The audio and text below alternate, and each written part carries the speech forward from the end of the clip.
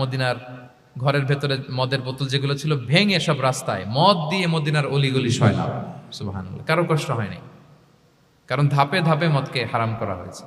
কেউ যদি chain smoker থাকে, আপনি যদি বলেন যে স্মোকিং হারাম, কালকে থেকে একটাও খেতে পারবে না, ও পারবে? ও তো মারা যাবে।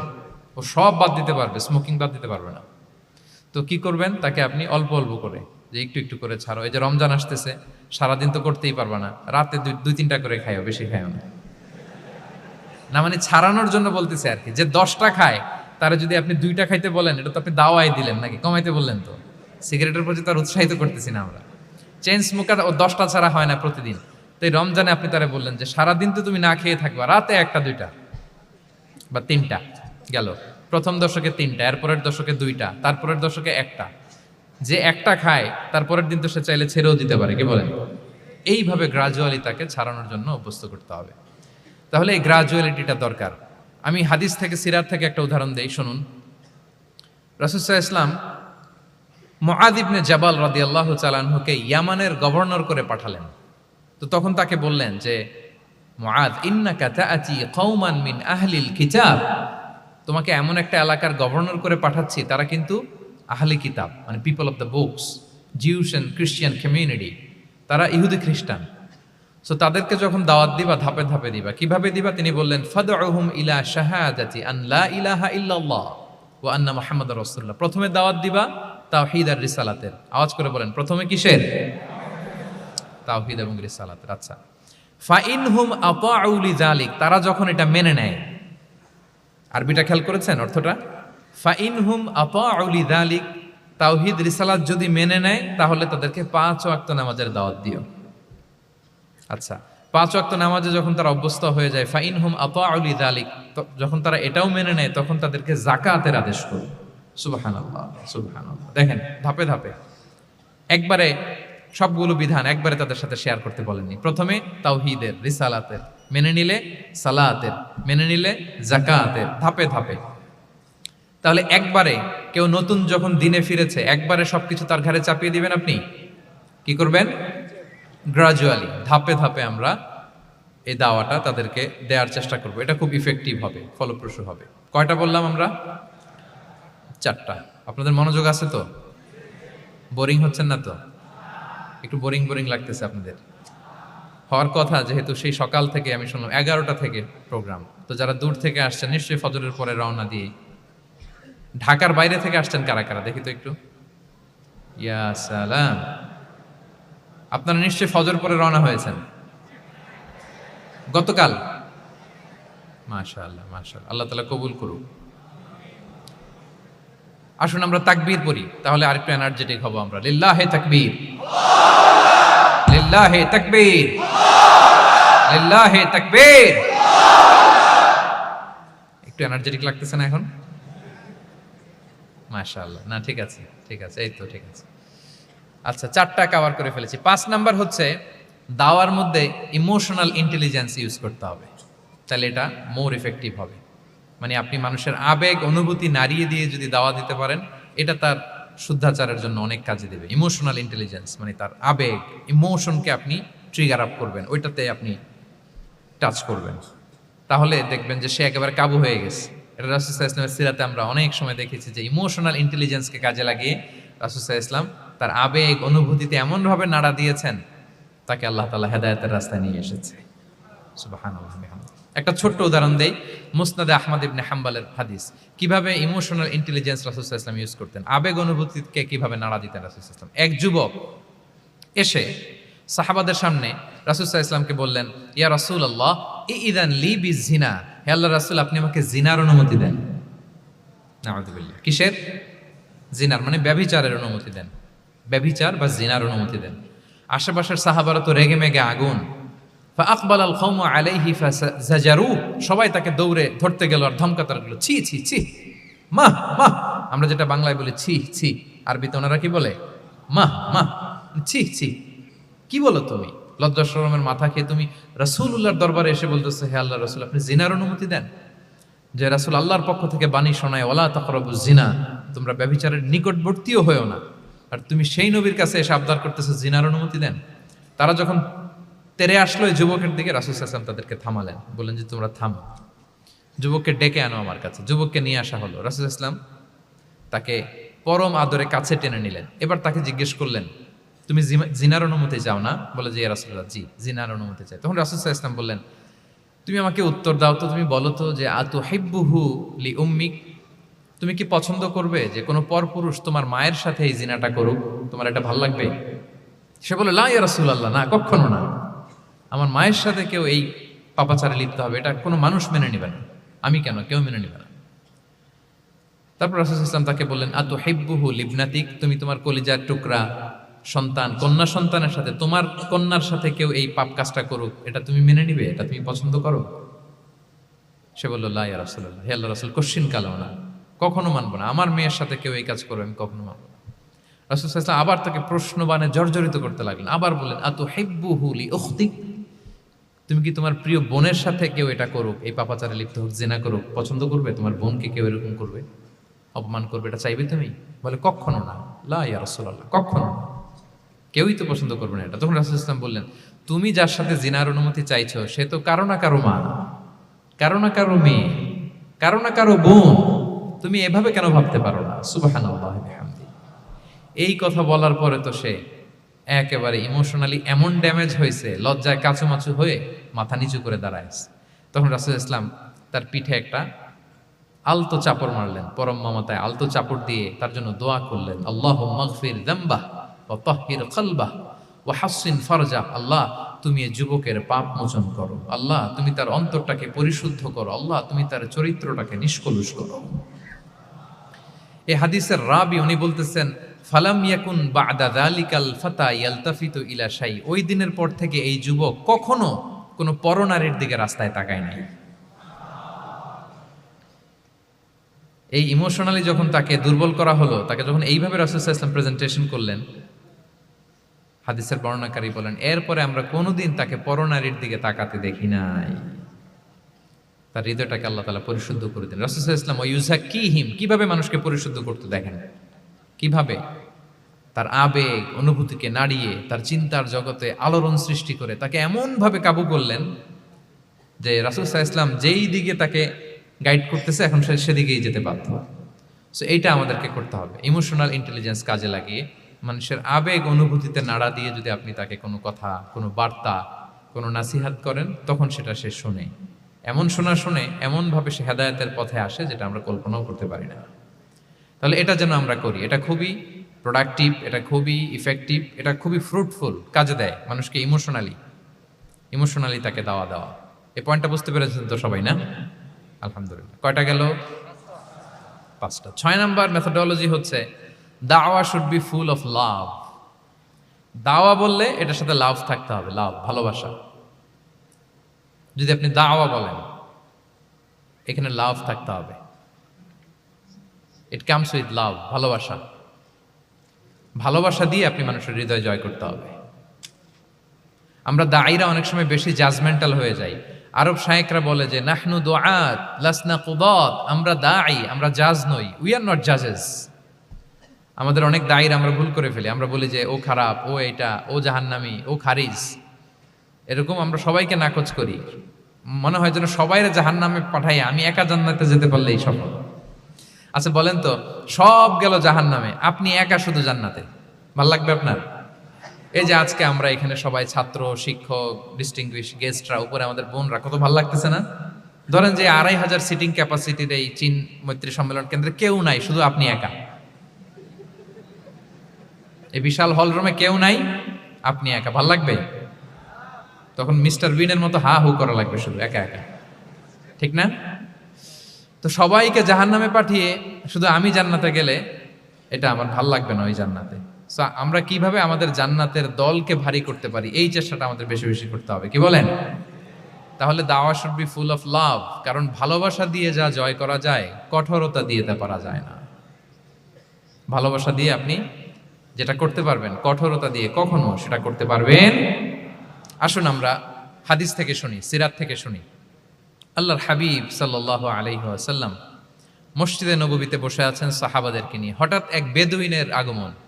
বেদুইন মানে যার মধ্যে নগর জীবনের কোনো নিয়ম কানুন সে দেখেনি, জানে না, বুঝে না। সিভিলাইজেশন বলতে যেটা বুঝি, ভদ্রতা, কার্টিসি, ম্যানার, এটা সে শিখেনি। এরকম এক বেদুইন অনেক দূর পল্লী থেকে মদিনার মসজিদে নববীতে এসেছে, কিন্তু সে ইসলাম ধর্ম গ্রহণ করেছে, মুসলিম। তো মসজিদে ঢুকে সে 2 রাকাত নামাজ পড়তেছে, এসে যে রাসূলকে সালাম দিবে, কথা, ওই কার্টিসিটাও নাই। রাসূল সাল্লাল্লাহু আলাইহি ওয়াসাল্লাম বসা ওইদিকে সাহাবাদের নিয়ে, সে তার মতো এসে এক জায়গায় মসজিদের সাথে তার উট বেঁধে সে 2 রাকাত নামাজ পড়ে দোয়া করতেছে আল্লাহর কাছে। কি দোয়া জানেন? দোয়ার মধ্যেও কাটিসি নাই। দোয়াতে বলে, ইয়া আল্লাহ, আল্লাহুম্মা আরহামনি ওয়ারহাম মুহাম্মাদা ওয়ালা তারহাম মা'ানা আহাদা। মানে আল্লাহ, তুমি শুধু আমারে রহম করো আর মুহাম্মদ সাল্লাল্লাহু আলাইহি ওয়াসাল্লামের রহম করো, আমাদের সাথে আর কাউরে রহম করো না তুমি। বেদুইন, তার মধ্যে আদাবু দোয়া, দোয়ার যে একটা এটিকেটস আছে, এটা তো তার জানা নাই। দোয়ায় অন্যদের জন্য দোয়া করলে যে নিজের লাভ, এটা সে জানতো না। আমি যদি বলি যে আল্লাহ এই ভাইদেরকে তুমি কবুল করো, তখন ফেরেশতারা বলে আল্লাহ যিনি দোয়া করতেছে আগে তাকে তুমি কবুল করো। কেউ অসুস্থ, আমি যদি বলি আল্লাহ আমার এই ভাইকে তুমি সুস্থ করো, আল্লাহর ফেরেশতারা বলে আল্লাহ যিনি দোয়া করলেন আগে তার রোগ বালাই থাকলে আগে তাকে সুস্থ করো। তো এই যে দোয়ার এটিকেটস, আদাব ও দোয়া, এটা সে জানতো না। সে দোয়া করতেছে আল্লাহুম্মা আরহামনি ওয়ারহাম মুহাম্মাদা ওয়ালা তারহাম মা'ানা আহাদা, শুধু আমারে রহম করো, মুহাম্মদ সাল্লাল্লাহু আলাইহি ওয়াসাল্লাম রহম করো, আর কাউরে না। তো রাসূল সাল্লাল্লাহু আলাইহি ওয়াসাল্লাম দূর থেকে দেখতেছেন এই দোয়া, আর বলতেছেন যে হায় রে, একটা প্রশস্ত জিনিসকে সে সংকীর্ণ বানায় ফেললো। আল্লাহর কাছে কি রহমের কোনো কমতি বা ঘাটতি আছে? নাই। সে তো দোয়াতে সবাইকে ইনক্লুড করতে পারতো। তো রাহমাতাল লিল আলামিন আল্লাহর হাবিব সাল্লাল্লাহু আলাইহি ওয়াসাল্লাম তিনি বুঝতে পেরেছেন যে এই লোকটা আসলে বেদুইন, তার মধ্যে ওই কার্টিসি নাই। তো তিনি ফলো করতে লাগলেন যে দেখি লোকটা কি করে। তো লোকটা দোয়া টোয়া করেই এবার যে মসজিদের এক কর্নারে বসে ওখানেই পেশাব করা শুরু করলো। মানে কোনো কার্টিসি, নিয়ম, ভদ্রতা তার জানা নাই।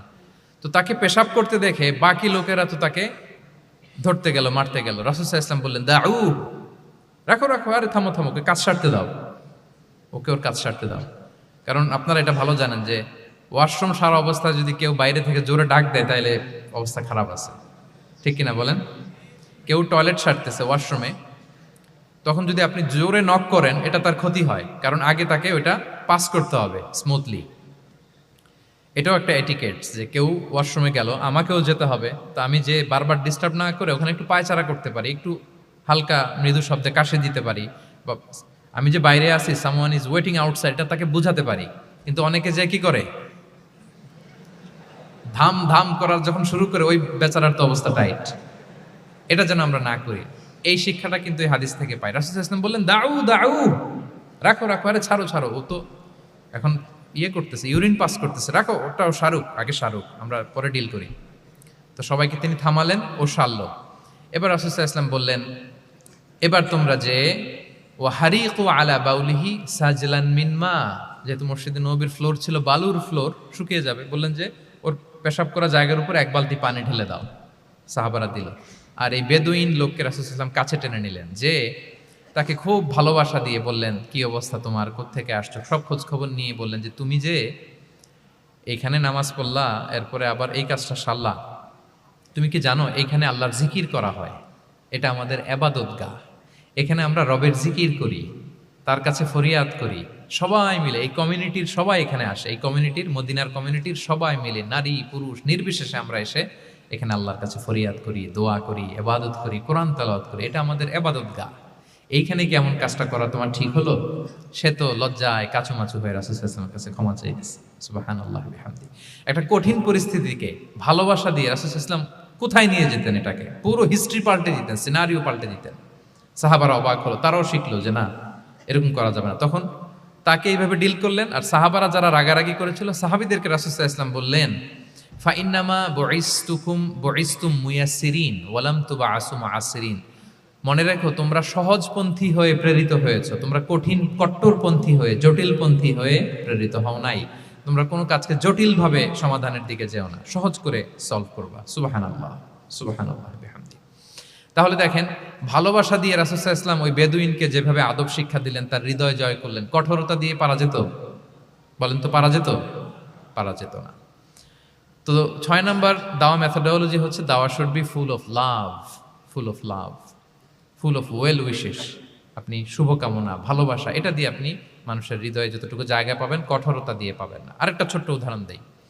সুমামা ইবনে উসাল রাদিয়াল্লাহু তাআলা আনহু, উনি ইয়ামামার অধিপতি। রাসূল সাল্লাল্লাহু আলাইহি ওয়াসাল্লামকে হত্যা করতে এসেছিলেন গোপনে। কি করতে? হত্যা করতে। কি করতে বলেন সবাই? হত্যা করার জন্য এসেছিলেন।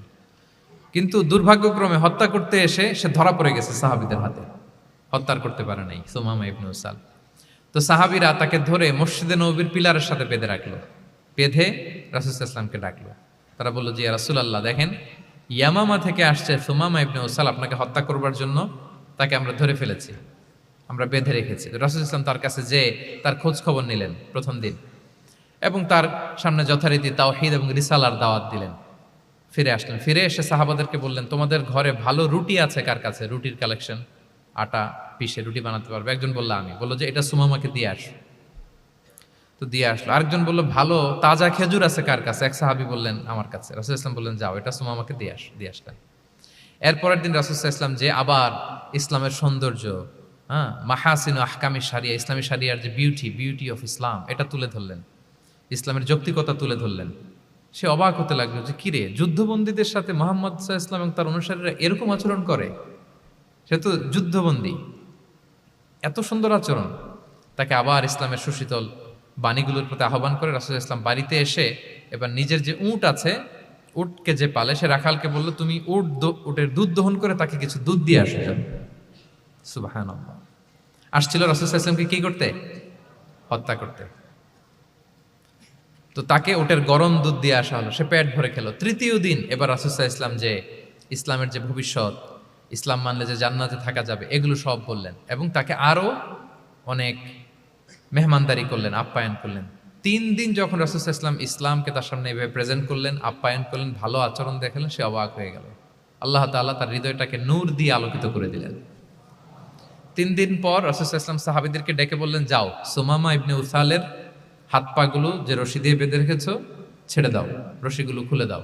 সাহাবারা বলেন কি ইয়া রাসূলুল্লাহ, সে তো খুনি, সে সুযোগ পেলেই তো অ্যাসাসিনেট করতো, তার হাতের রশি খুলে দিত আপনাকে মেরে ফেলবে। আল্লাহ রাসূল সাল্লাল্লাহু আলাইহি ওয়াসাল্লাম বললেন, না, আমি যা জানি তোমরা সেটা জানো না, যেটা বলেছি তাই করো। মসজিদে নববীর পিলারের সাথে তাকে যে বেঁধে রেখেছো, রশি খুলে দাও, হাত পা খুলে দাও। আল্লাহর হাবিব সাল্লাল্লাহু আলাইহি ওয়াসাল্লামের নির্দেশ মোতাবেক সাহাবারা ওনার হাত খুলে দিলেন, পা খুলে দিলেন। সুমামা ইবনে উসাল কারোর সাথে কথা না বলে, তার বাড়ি তো ইয়ামামা, সেখানেও ফিরে গেলেন না, অন্য কোনো শহরেও গেলেন না। তিনি মদিনা থেকে অনতি দূরে একটা খেজুরের বাগান আছে, ওখানে কুয়া আছে, উনি যে ওই কুয়ার পানি দিয়ে গোসল করলেন। গোসল করে পবিত্র হয়ে মসজিদে নববীতে রাসূল সাল্লাল্লাহু আলাইহি ওয়াসাল্লামের কাছে ফিরে আসলেন, আর এসেই ঘোষণা দিলেন, আশহাদু আল্লা ইলাহা ইল্লাল্লাহ ওয়া আশহাদু আন্না মুহাম্মাদার রাসূলুল্লাহ। সুবহানাল্লাহ, সুবহানাল্লাহ। তিনি বললেন যে আমি সাক্ষ্য দিচ্ছি আল্লাহ ছাড়া কোনো ইলাহ নেই, আরো সাক্ষ্য দিচ্ছি যে মুহাম্মদ আপনি আল্লাহর প্রেরিত বান্দা এবং রাসূল। সুবহানাল্লাহ পড়বেন না সবাই? এবার তিনি বললেন, মুহাম্মদ, আপনার চেহারার চাইতে অপছন্দের চেহারা পৃথিবীতে আর দ্বিতীয়টা আমার কাছে ছিল না, কিন্তু আজকের পর থেকে আপনার চেয়ে প্রিয় চেহারা, আপনার চেহারার চেয়ে প্রিয় কোনো চেহারা আমার কাছে আর নাই। ইসলামের চেয়ে অপছন্দনীয় ধর্ম আমার কাছে আর ছিল না, কিন্তু আজ থেকে ইসলামের চেয়ে পছন্দনীয় কোনো ধর্ম আমার কাছে নাই। মদিনার চেয়ে অপছন্দের শহর আমার কাছে ছিল না, তো আজ থেকে মদিনার চেয়ে কোনো প্রিয় শহর আমার কাছে নাই। সুবহানাল্লাহ। উনি গমের বড় ডিলার ছিলেন, গম ব্যবসা করতেন। উনার থেকে গম নিয়ে মক্কায় মুশরিকরা চলতো। তিনি ঘোষণা দিলেন, আজকে থেকে আমার এলাকার কোনো গম মক্কায় যাবে না। এবার মক্কাবাসী পড়ছে বিপদে, গম ছাড়া তো তারা খেতেও পারবে না। তারা আল্লাহর হাবিব সাল্লাল্লাহু আলাইহি ওয়াসাল্লামের কাছে চিঠি লিখে পাঠালেন যে, মুহাম্মদ, তোমার এই যে নতুন অনুসারী, সে যদি গম না দেয় আমাদের তো অবস্থা খারাপ, তুমি দয়া করে এই গমের সাপ্লাই আবার যাতে সে চালু করে তুমি একটু বলে দাও। আল্লাহর হাবিব সাল্লাল্লাহু আলাইহি ওয়াসাল্লাম আবার সুমামা ইবনে উসালকে বলে দিলেন, আবার সে সাপ্লাই চালু করলো। সুবহানাল্লাহ বিহামদি। এবং তিনি প্রথম তালবিয়া পাঠ করে উমরা করেছিলেন, ওনার আগে কেউ এভাবে উমরা। তাহলে দেখেন, আসলো খুনি হয়ে, আসলো কি হয়ে? খুনি হয়ে, আর ফিরে গেল নবী প্রেমিক হয়ে। সুবহানাল্লাহ। এটা কিভাবে সম্ভব হয়েছে? রাসূল সাল্লাল্লাহু আলাইহি ওয়াসাল্লামের উদারতা, ভালোবাসা। ঠিক কিনা বলেন? তাহলে আপনি যদি দাওয়ার কথা বলেন আমাকে, দাওয়া should be full of love. কারণ ভালোবাসা দিয়ে যা জয় করা যায়, কঠোরতা দিয়ে সেটা পারা যায় না। কয়টা গেল? 6টা। আর রইল কয়টা? 4টা। আগ্রহ আছে তো না শোনার? আচ্ছা, 7 নাম্বার হচ্ছে, 7 নাম্বার, রাসূল সাল্লাল্লাহু আলাইহি ওয়াসাল্লাম যদি কাউকে কারেকশন করতে চাইতেন, কখনো তাকে অপমান করতেন না, অন্যের সামনে তার নাম নিতেন না। নাম না নিয়ে তাকে শুধরে দিতেন। এটা দাওয়ার আরেকটা মেথোডোলজি। কেউ কোনো ভুল কাজ করলে তার নাম ধরে অন্যের সামনে লজ্জিত করতেন না। আমরা কিন্তু অনেক সময় করে ফেলি, করি না? অন্যের সামনে মানুষকে কারেক্ট করি, এটা ঠিক না। The way he use to correct others, আপনি যদি সিরাতের দিকে তাকান, সুবহানাল্লাহ, কিভাবে উনি অন্যকে কারেকশন দিতেন, নাম উল্লেখ করতেন না। আমরা এটা অনেক ভুল করি। আমি এই জন্য খুব দুঃখিত এবং লজ্জিত। আমাদের দাওয়া অঙ্গনে আপনি ইউটিউব খুললে দেখবেন যে অনেক দায়ীরা, এক দায়ী আরেক দায়ীকে তুচ্ছ-তাচ্ছিল্য করছে, তার নাম নিয়ে তাকে ছোট করা, তাকে খারিজ করা, তাকে নাকচ করা, সে জাহান্নামী, সে কাফের, সব ইসলামের ঠিকাদারি উনি একা নিজে নিয়ে বসে আছে, আর বাকি যা আছে সব খারিজ। এইটা রাসূল সাল্লাল্লাহু আলাইহি ওয়াসাল্লামের দাওয়ার সাথে যায় না। বরং কেউ যদি কোনো ভুল কিছু বলে, ভুল করে, আপনি যদি মনে করেন যে না তার এটা ভুল, আমারটা সঠিক, তো আপনার নিয়ম হচ্ছে আপনি সঠিকটা প্রচার করা। তাহলে কেউ যদি ভুল করে থাকে তারও টনক নড়বে, বাকিরাও সঠিকটা জেনে যাবে।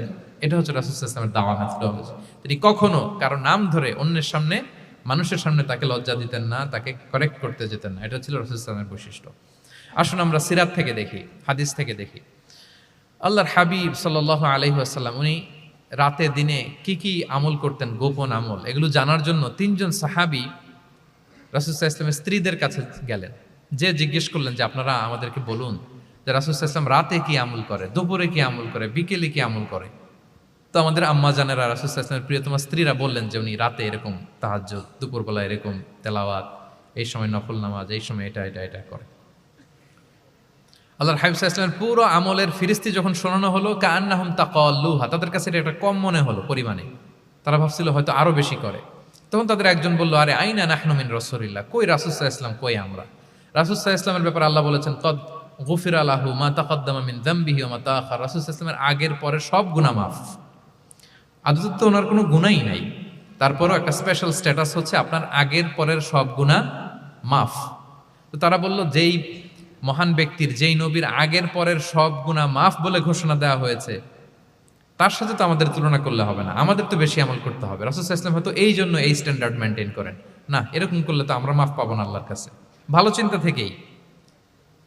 থেকেই তারা ভাবছেন যে না, আমাদের আমল আসলে কম হয়ে যাচ্ছে, বাড়াইতে হবে। রাসূল সাল্লাল্লাহু আলাইহি ওয়াসাল্লামের কথা ভিন্ন, আমাদের বাড়াইতে হবে। তো কি করতে হবে? একজন বলল, আজকে থেকে আমি সারা রাত নফল নামাজ পড়বো, সারা রাত ঘুমাবো না। আর নিয়ত করে ফেলছে, আমি সারা রাত নফল নামাজ, এশার পর থেকে যে নফল শুরু হবে ফজর পর্যন্ত, ঘুমটম নাই। আচ্ছা, গেল। আরেকজন বলল, আমি সারা বছর রোজা রাখবো, কালকে থেকে যে রোজা ধরবো আর ভাঙবো না, সারা বছর। আচ্ছা। আরেকজন বলল, আমার কয়েকজন স্ত্রী আছে, আমি আর স্ত্রীদের কাছে যাব না,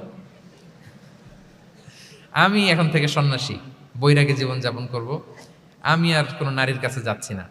তো এই ঘোষণা যখন তারা দিয়ে ফেলছে, এটা রাসূল সাল্লাল্লাহু আলাইহি ওয়াসাল্লামের কান পর্যন্ত যেয়ে পৌঁছালো। আল্লাহর হাবিব সাল্লাল্লাহু আলাইহি ওয়াসাল্লাম এটা শুনে ফেললেন। শুনে রাসূল সাল্লাল্লাহু আলাইহি ওয়াসাল্লাম এটা অপছন্দ করলেন, কারণ এটা তো রাইট ট্র্যাক না, ওনারা ভুল করতেছে। তো একটা ভরা মজলিসে রাসূল সাল্লাল্লাহু আলাইহি ওয়াসাল্লাম বললেন, আনতুমুল্লাযীনা কুলতুম কাযা ওয়া কাযা, শুনলাম তোমাদের মধ্যে কে কে নাকি এমন এমন বলছো। সুবহানাল্লাহ। তিনি বলতে পারেন, এই আব্দুল্লাহ দাঁড়াও, এই আব্দুর রহমান স্ট্যান্ড আপ, এই দাঁড়াও, তুমি নাকি এটা বলছো, তুমি এটা বললে তো ওনারা লজ্জা পেতেন না? সবার সামনে লজ্জা পেতেন। উনি এটা না করে কাজ হাসিল হয়ে যাচ্ছে, বললেন আনতুমুল্লাযীনা কুলতুম কাযা ওয়া কাযা। অনেক বর্ণনা এরকম পাওয়া যায়, মা বালু আকওয়ামিন ইয়াফআলুনা কাযা ওয়া কাযা, মা বালু আকওয়ামিন ইয়াকুলুনা কাযা ওয়া কাযা। তাদের কি হলো, তারা এমন এমন বলে, তাদের হলোটা কি, তারা এমন এমন বলে। এইভাবে তিনি শুধরে দিতেন। তো বললেন, তোমাদের মধ্যে কেউ কেউ নাকি এটা বলে, এটা বলে। ওই তিনজনের তো টনক নড়ে গেছে, আর বাকিরা শুনতেছে। তখন রাসূল সাল্লাল্লাহু আলাইহি ওয়াসাল্লাম বললেন, না, এটা ঠিক নয়। আমি তোমাদের মধ্যে থেকে সবচেয়ে বেশি মুত্তাকি, সবচেয়ে বেশি বুজুর্গ। ওয়াল্লাহি ইন্নী লা আখশাকুম লিল্লাহি ওয়া আতকাকুম লাহু, আমি তোমাদের মধ্যে থেকে আল্লাহকে সবচেয়ে বেশি ভয় পাই। বলেন তো, রাসূল সাল্লাল্লাহু আলাইহি ওয়াসাল্লামের চেয়ে বেশি আল্লাহকে ভয় পাওয়া কারো পক্ষে সম্ভব? আল্লাহর হাবিব সাল্লাল্লাহু আলাইহি ওয়াসাল্লামের চেয়ে বেশি মুত্তাকি হওয়া কারো পক্ষে সম্ভব? আমার নবীর চাইতে শ্রেষ্ঠ হওয়া সম্ভব? তার যে স্ট্যান্ডার্ড ইবাদতের, এটারে ছাড়াই যাওয়া সম্ভব? সম্ভব না। তো তিনি বললেন যে আমি রাত্রিবেলা ঘুমাই আসার পরে, আবার শেষ রাতে তাহাজ্জুদও করি, ঘুমও আছে নামাজও আছে, ব্যালেন্স। আমি সোম বৃহস্পতিতে রোজা রাখি, সপ্তাহের বাকি দিনগুলোতে খাই। আবার আমার অনেক 9 জন স্ত্রী তো অ্যাট এ টাইমে ছিল, আমি স্ত্রীদের সাথে মেলামেশাও করি। তো আমি এগুলো সব ঠিক রেখে আল্লাহর সবচেয়ে প্রিয় মুত্তাকি হইতে সমস্যা হলো না। তোমাদের এত সমস্যা কোথায়? তোমাদের সমস্যা কোথায়? আমার চেয়ে শ্রেষ্ঠ যদি কেউ কিছু করতে চাও, এটা হবে না, আমি হচ্ছি স্ট্যান্ডার্ড। সুবহানাল্লাহ। দেখেন এইভাবে যখন বললেন, ঠিক করে দিলেন যে তোমরা কে কে জানি এরকম নিয়ত করছো, এটা ভুল করেছো, বরং শুদ্ধ হবে এটা। ওই তিনজনের টনক নড়ে গেছে, তারা শুধরে নিয়েছেন, আর বাকিরা সঠিক মেসেজটা, সঠিক নির্দেশনাটা জেনে গেল। তাহলে ওনাদেরকে কারেকশন করা হয়ে গেছে না অলরেডি? বলেন তো, ওনারা যে ভুল করছে কারেকশন হয়েছে কিনা?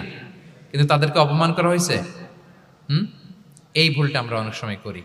অন্যের সামনে কখন নিজের ছেলেকে, নিজের স্ত্রীকে, বন্ধুকে বা যাকে, হঠাৎ হাসির রোল পড়লো কেন এখানে? কিছু কমন পড়ে গেছে নাকি কথা নিজের জীবনের সাথে? অন্যের সামনে এইভাবে আমরা যেন কারেক্ট না করি। কাউকে সংশোধন করতে চাইলে আল্লাহর হাবিব সাল্লাল্লাহু আলাইহি সাল্লামের দেখানো পথেই যেন আমরা সংশোধন করি। এটা হচ্ছে এই হাদিসের 1 নম্বর শিক্ষা। আরেকটা শিক্ষা হচ্ছে ব্যালেন্স লাইফস্টাইল, ব্যালেন্স অ্যাপ্রোচ আমরা জানলাম। অনেকে মনে করে, আমার পরিচিত কয়েকজন লোক আছে, আমি বলছি তারা থামাইছে কিনা জানি না, আমার কাছে এসে শোনাইতেছে, হুজুর আমি সারা বছর রোজা রাখি। তো আমি বলছি, আপনার বলছে কি সারা বছর রোজা রাখতে? সারা বছর তো রোজা রাখা নিষেধ, এটাকে সওমে বিসাল বলে, এটা নিষেধ। বরং সবচেয়ে বেশি যদি কেউ রাখতে চায়, রাসূল সাল্লাল্লাহু আলাইহি ওয়াসাল্লাম বলছে, তাহলে সওমুল্লাহি দাউদ, সিয়ামু দাউদ, দাউদ আলাইহিস সালামের রোজা। এর চেয়ে বেশি না। একদিন রাখবা, আরেকদিন ভাঙবা, একদিন রাখবা, আজকে রোজা রাখলে কালকে খাবেন, কালকে রাখবেন, এরপরের দিন রাখবেন, এরপরের দিন ভাঙবেন। এর চেয়ে বেশি রাখা যায় না। লাগাতার রোজা রাখা নিষেধ। লাগাতার 6 মাস 5 মাস সারা বছর অনেকে রোজা রাখে, এটা না জানার কারণে। তাহলে এই যে ইসলামের যে ব্যালেন্স লাইফস্টাইল, এটা আমরা জানলাম। কাউকে কিভাবে শুধরে দিতে হবে, কারেক্ট করতে হবে, কারেকশনের ওয়ে, এটা আমরা জানলাম। আরেকটা হচ্ছে ইসলাম যে the combination of material and spiritual life, এইটার একটা তথ্য আমরা জানলাম যে আপনার এই দুনিয়াও লাগবে, আপনার আখিরাতও লাগবে। আপনি সব ছেড়ে দিয়ে শুধু আল্লাহর রাস্তায় চলে গেলে ওইটা ইসলাম শিখায় নাই। ইসলাম যে আমাদেরকে ফরিয়াদ শিখায়, প্রার্থনা শিখায়, রব্বানা আতিনা ফিদ দুনিয়া হাসানা ওয়া ফিল আখিরাতি হাসানা ওয়া কিনা আযাবান নার। হে আল্লাহ, আপনি দুনিয়াতেও হাসানা দেন, আখিরাতেও হাসানা দেন। আগে চাইছি কোনটা, আখিরাত না দুনিয়া? সবাই বলেন তো। রব্বানা আতিনা ফিল আখিরাতি হাসানা ওয়া ফিদ দুনিয়া হাসানা, এরকম নাকি রব্বানা ফিদ দুনিয়া হাসানা? দেখেন, দুনিয়াটা আগে, দুনিয়াটা আগে। সো ব্যালেন্স, এই ভারসাম্য রাখাটা, আমি আলোচনা শুরুই তো করেছি ওয়াসাতিয়া, মানে ভারসাম্যপূর্ণ। ইসলামের নেচারটা হচ্ছে ব্যালেন্সড অ্যাপ্রোচ। এটা আমরা এই হাদিস থেকে শিখতে পারি। আমাদের অনেকেরই এটাতে ঘাটতি আছে, অনেক জ্ঞানী, অনেক স্কলার, অনেক তার কিছু, কিন্তু তার মধ্যে ভারসাম্য এবং পরিমিতি বোধ নাই। পরিমিতি বোধ, ভারসাম্য, ব্যালেন্স লাইফস্টাইল, এটা অনেকে অ্যাডপ্ট করতে পারে না। এটা বছরের পর বছর সাধনা করতে হয়, অ্যাডপ্ট করে নিতে হয় নিজের সাথে।